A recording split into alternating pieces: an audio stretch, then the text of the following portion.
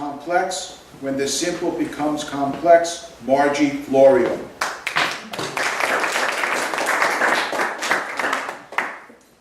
Good evening, fellow Toastmasters and honored guests. I see a paradox going on around us, and I don't know if you've noticed it or not. But it seems to me that the more simplicities or things we have in our lives to make our lives easier, the more complex life has become. I mean, think about it.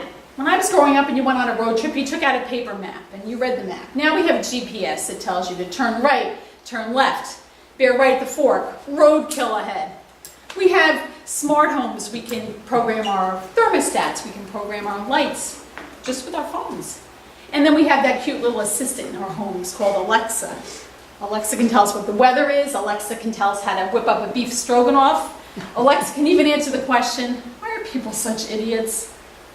So the paradox is, despite the fact that we have more conveniences than ever, things are more complex than ever. And we see all around us, people are more stressed than ever, people are busier than ever. It doesn't make sense. The simple has become complex. You know, I was thinking about it the other day. When I was a little kid and it was hot like today and I wanted a drink of water, I would just go up to my garden hose and take some water, no big deal. Well, today, if you see a child doing that, oh my gosh, somebody call 911 and do vomiting. Oh my gosh, can you imagine the lead he just ingested, the BPA he just ingested? It's like a calamity. And tap water isn't much better. You see somebody drinking from the tap, you're like, okay, just sit down, just breathe, we're gonna keep an eye on you for a while and make sure you're okay. So the simple has become complex. I mean, when did H2O become H2O? So I thought to myself, I'm gonna have a simple solution to this. I'm not gonna drink out of the hose, I'm not gonna drink out of my tap, but I'm just gonna go to ShopRite and I'm gonna get myself some water. Easy enough, right? Wrong. Aisle 13 is ShopRite. I go in, I was literally drowning in a sea of choices of water. Unbelievable. Distilled water, purified water, artesian water, spring water. My head was swimming already. So I said, okay, I'll do process of elimination. I'll start with the purified water. But I had a problem with this from the get-go. Because I'm like, was it pure before it was fine? Like, where did this water come from? Did it come from a swamp? Just the visualization of that, I was like, no purified water for me. So I moved on to the distilled water. And distilled water is basically purified water, but they've removed all the naturally occurring minerals. So basically, they took the good stuff out of it. So it's like taking the caffeine out of the coffee. I don't get it. And as a side note, there actually is bottled water that has caffeine in it. So I'm like, water and caffeine. Where have I heard that before? It sounds like coffee. I'll take the coffee. Yeah. So anyway, pass on the purified water, pass on the distilled water. I'll go to the conventional spring water that everybody drinks. And there's some beautiful names of spring water. You have Ice Canyon and Glacier and Crystal Geyser. And I see myself in this beautiful pond of water with this waterfall cascading down on me, and it's pristine and it's refreshing and it's beautiful. Until I read the bottle on the Crystal Geyser. Bottles in Passaic, New Jersey? Now, I don't know about you guys, but I've never seen a Crystal Geyser in Passaic, New Jersey. The only thing I can think of is maybe somebody opened up a fire hydrant or something. That's about as close as you're going to get to that one. So then I thought maybe I should go a little higher end, like an Evian or a Perrier or something like that. It's sort of like people who eat Haagen-Dazs or drive a Volkswagen. But the fancy name comes with the fancy price, so I nixed those. I thought, what about Kona water from Hawaii? But then you're running the risk of having a piece of floating lava in your water at the rate they're going, so I said no to that. Or Voss from Norway, again, very pricey. So then I thought, let me go more conventional. I'll get a brand I see everybody drinking. I'll drink either the Dasani or I'll drink the Aquafina.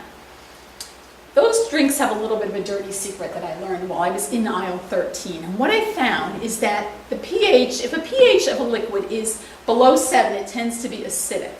Turns out Dasani and Aquafina have pH levels of 4.5 and a 5. So basically they'll rot the enamel on your teeth like soda. And funny enough, they are bottled by none other than PepsiCo and Coca-Cola. How funny is that? So I don't want to rot my teeth. And then what was interesting is right next to that, I saw bottled water that has fluoride in it. So I'm like, ooh, that's an interesting marketing thing. You could take the fluoridated water and sell it alongside the Dasani or the Aquafina, kind of a 2-pack. So when you rot your enamel, you can fix it with the fluoride. But then with the fluoride water, here comes another question with the H2O. I'm overwhelmed now. With the fluoridated water, am I supposed to like drink it, or do I drink it and swish and spit it out? And then it begs the question, do they make bottled water that has mouthwash in it, or bottled water that has teeth whitener in it? I was just so confused right now. So if that wasn't bad enough, The packaging's a whole nother issue. Did anybody see the movie Shape of Water? Have you heard of that new movie, Shape of Water? Well, I've only heard of it. I don't know what it's about, but I know now it was inspired by aisle 13 of ShopRite.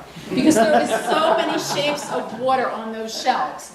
There's the little fun-sized water bottles that you put in your car, your little plastic, brown paper bag. There's the 1 liter bottle, there's the 2 liter bottle, the gallon, there's the industrial size. Some bottles have handles, some are tinted blue, some are tinted clear, some have pictures. It's just crazy. And don't even get me started on lids. I mean, you have the screw-off lid, you have the pop-up lid, you have the pop-off lid. It's crazy. So all this is going through my head. And if that's not bad enough, then the environment comes into my head. H2O, again, I'm overwhelmed. H2O, overwhelmed. Because I'm thinking, what if some poor little unsuspecting turtle or a little fish gets a hold of one of these lids and dies? I can't live with that guilt. So what I ended up doing is I ended up running out of aisle 13. I was sweating, I was in a panic. I'm like, I've got to find a whole different drink. I run into the coffee aisle thinking it's going to be safe. And the same thing happens. Caffeinated, decaffeinated, Kona, Sumatra, pecan, organic, Newman's. I mean, so many choices. I ran from the coffee aisle into the soda aisle and it was no better. Pepsi, Diet Pepsi, caffeinated, decaffeinated, with lemon, Orangina, Sprite. I finally just fled from ShopRite. I drove home as fast as I could. I pulled into my driveway, tired, shaking, totally spent, totally thirsty at this point. And you know what I did? I got out of my car, I walked over to the spigot on the side of my house, I turned it on, and I drank from the hose. And then I sighed and said to myself, finally, the complex has become simple.